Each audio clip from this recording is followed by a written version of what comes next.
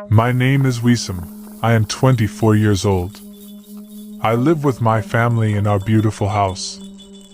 My family consists of my father and mother as well as my little brother Kareem and my sister Miriam, who is 16 years old. I always like to hear horror stories on the radio or read them in various magazines and on the internet, and so on. In fact, I enjoyed a lot the scary stories of the jinn. But I had never been exposed to a frightening situation in my life until that day came. One day I came back from work and I heard my father telling me that he had prepared a trip to a hotel in the middle of the forest. In fact, I liked the experience of living in a hotel in the middle of the forest. The forest. When you feel the fresh air breeze coming from the trees in the morning. The forest, although it may seem dangerous, has unparalleled charm and beauty. Some may see me as a young child and not a 24-year-old, but there is no problem for me. Because I love traveling, camping, and various recreational trips, especially when my family is with me. In fact, I am one of the people who prefer a family atmosphere. When we were on the road leading to the hotel in the middle of the forest, 35 kilometers before we reached the hotel, the car suddenly broke down. We were in the middle of the forest, and we had to hurry to repair the car, especially since the night was approaching and the place was very lonely. Indeed, we were able to repair the car, but the sun was out. On the verge of sunset, it got dark before we reached the hotel. And here was the surprise. It was so dark that we could only see a little bit of the distance in front of us. Because of that, my father was driving very slowly so that we would not hit a tree or an animal. I was looking out the window and suddenly we passed a man in black clothes who hid his face. But he was looking at me only and smiling. It was dark and the vision was completely non-existent. But I was sure that I saw something. Not this is the scary thing. But the scary thing about it when that thing reappeared more than 4 times in a short period. But I used to convince myself every time that what I saw was not a real thing. We finally got to the hotel and we were very tired. My father booked the first 3 rooms for him and for my mother, and the second for Kareem and Miriam. As for the third, it was for me. The reason for that was that the hotel rooms were not that large in size that allowed a whole family to sit together in the room. My room had the number 88. And throughout my life I will not forget that number. We all decided to go to sleep because of fatigue and exhaustion throughout the day. I fell asleep quickly because of the severity of fatigue, and here was the shock. I saw in my dream that thing that appeared to me in the forest with the same specifications. But this woman was holding in his hand a large axe stained with blood. This thing was he looked at me smiling and said words to me that froze the blood in my veins.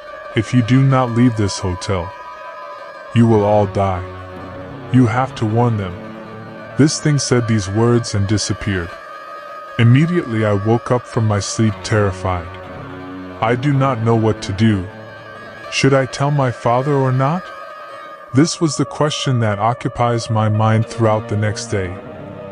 That day I could not sleep well because of that disturbing nightmare that I saw.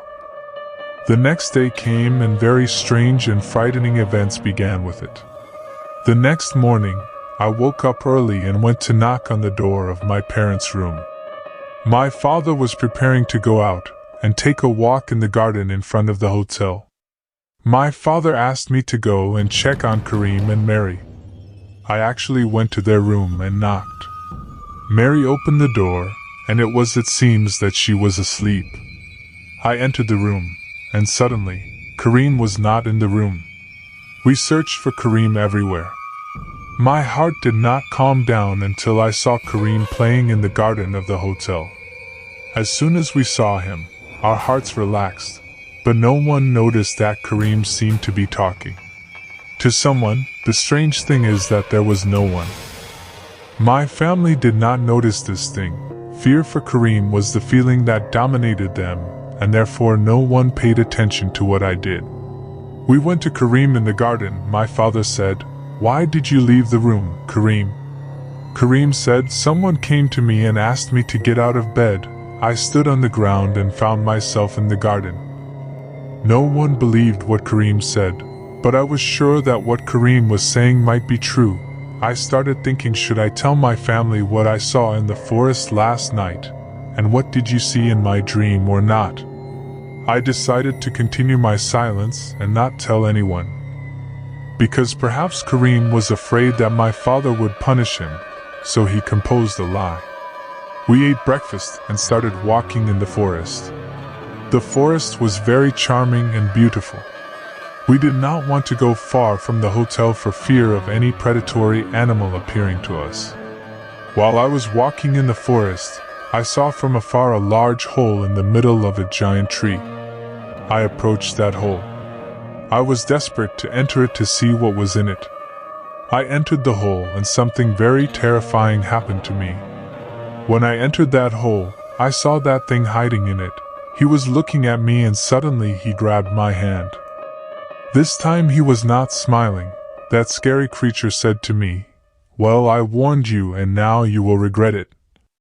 Then that creature screamed a cry that made you lose consciousness. I woke up in the middle of the forest and I was alone.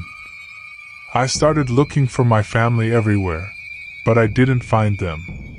I had to go back to the city to tell the police.